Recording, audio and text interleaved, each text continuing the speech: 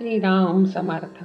सद्गुरू श्री ब्रह्मचैतन्य महाराज गोंदवलेकर यांचे प्रवचन दिनांक 17 ऑगस्ट. निष्ठेचा परिणाम फार आहे.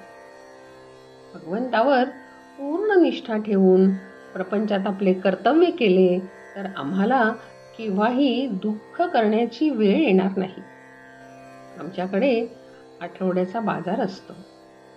एक नवरा बायको असे बाजाराला गेले होते. संध्याकाळ झाली.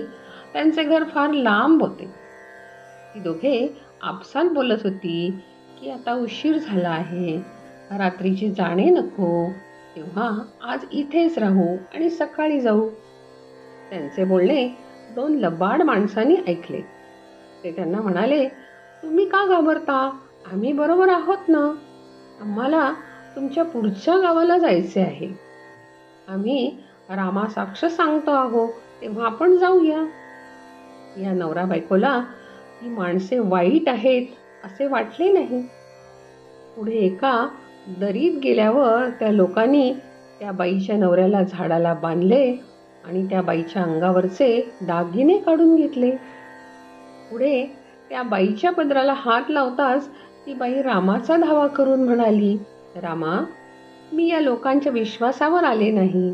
त्यांनी तुझी साक्ष ठेवली, तुझी शपथ वाहिली, त्या शपथेच्या विश्वासावर मी आले. माझे रक्षण करणारा आता तूच आहेस. एवढ्यात बंदुकीचे आवाज झाले आणि 2 शिपाई तिथे धावत आले. तेव्हा चोर पळून गेले आणि त्या शिपायांनी त्यांना मुक्त केले. त्यांचे दागिने आणि सामान त्यांना दिले आणि त्यांना घरी पोहोचवले. घरी गेल्यावर ती बाई म्हणाली, तसे जाऊ नका, थोडे गूळ पाणी घेऊन जा. ते म्हणाले, नको, आम्हाला फार कामे आहेत. ती म्हणाली, थांबा जरा, मी आत्ता आणतेच. म्हणून ती आत वळली. तेवढ्यात ते गुप्त झाले. निष्ठा ही अशी पाहिजे. आजवर कितीकांच्यावर किती बिकट प्रसंग आले असतील, परंतु त्यांच्या निष्ठेमुळेच ते त्यातून पार पडले. सगुण भक्तीचा जर काही मोठा फायदा असेल तर तो हा की जेव्हा आपण रामाच्या पायावर डोके ठेवतो तेव्हा आपल्या भावना उचंबळून येतात.